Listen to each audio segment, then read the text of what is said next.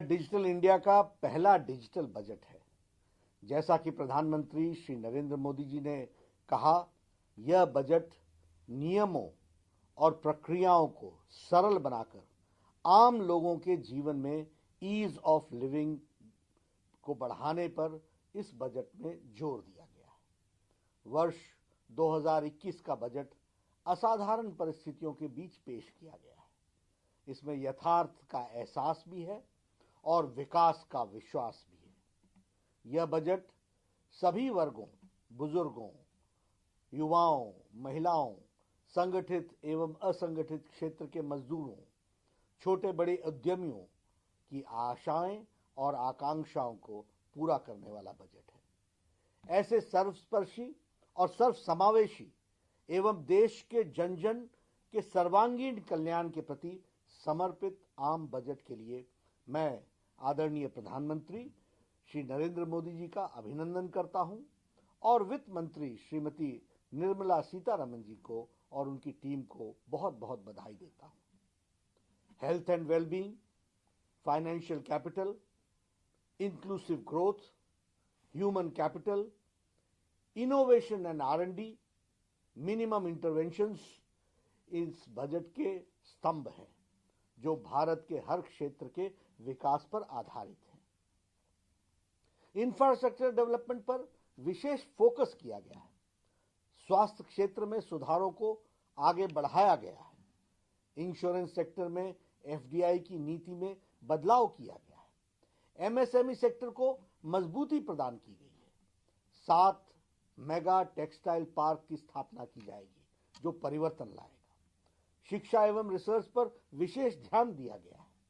ये सभी प्रयास देश में रोजगार सृजन में बहुत बड़ी भूमिका निभाने वाले हैं।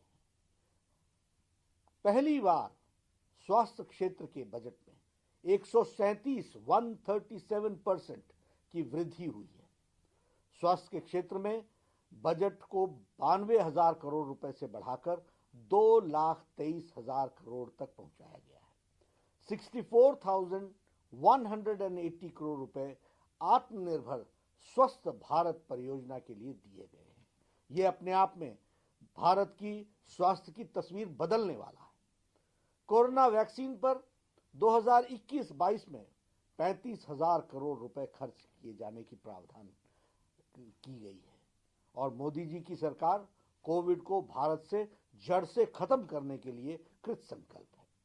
इतनी गंभीरता हमने इस विषय की रखी है। प्रधानमंत्री श्री नरेंद्र मोदी जी ने अपने नेतृत्व में केंद्र की NDA की सरकार किसानों के कल्याण एवं आय को दुगना करने के लिए कटिबद्ध है।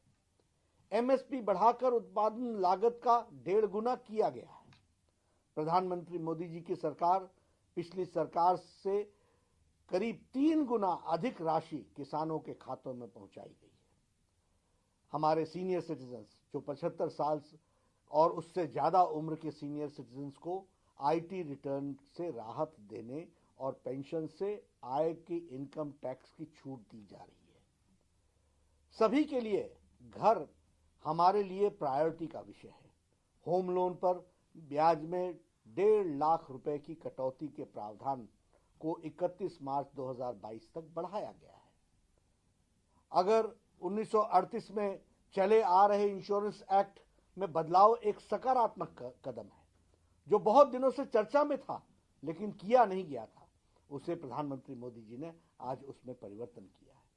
सरकारी बैंकों में 20,000 करोड़ रुपए का निवेश बैंकिंग सेक्टर को मजबूती प्रदान करेगा। 15वें वित्त आयोग की सिफारिश माने जाने के बाद अब राज्यों को केंद्रीय करों का 30% से बढ़कर 41% उनको हिस्सा मिल सकेगा।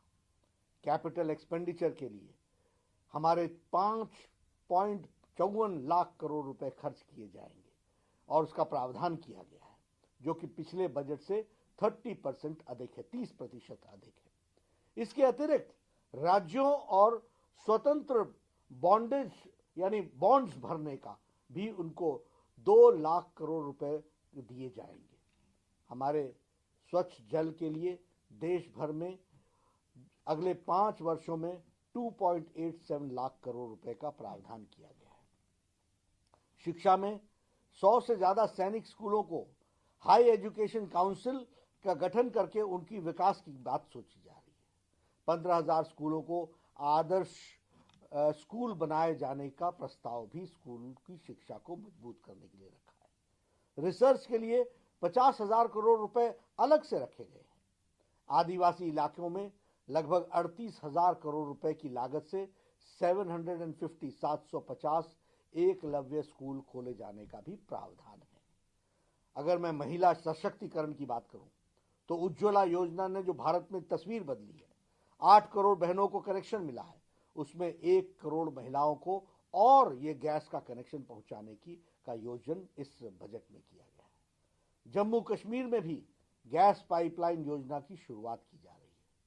टी गार्डन में काम करने वाले हमारी बहनें, हमारी माताएं, उनके विकास के लिए 1,000 करोड़ रुपए का प्रावधान किया गया है जो उनके विकास में लगाया जाएगा। हमारे जो प्रवासी और असंगठित क्षेत्र में काम करने वाले मजदूर हैं, उस असंगठित क्षेत्र के मजदूरों के लिए अनेक योजनाएं लाई गई हैं। देश भर में एक देश में एक राशन कार्ड योजना लागू होगी।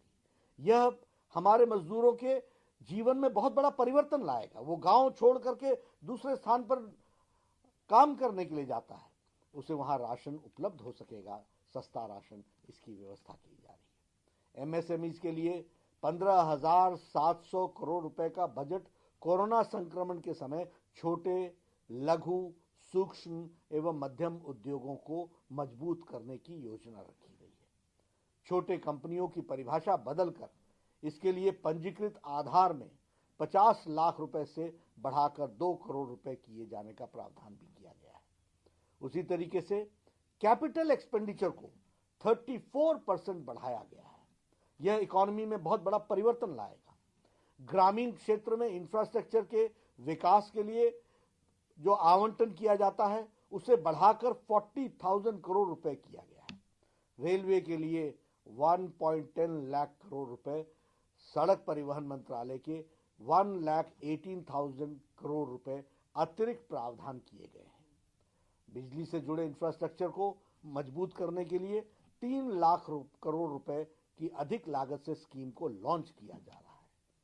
ये बताता है कि सबका साथ, सबका विकास और सबका विश्वास के मंत्र से प्रेरित होकर बजट ये हमारा 2021-22 का आया है।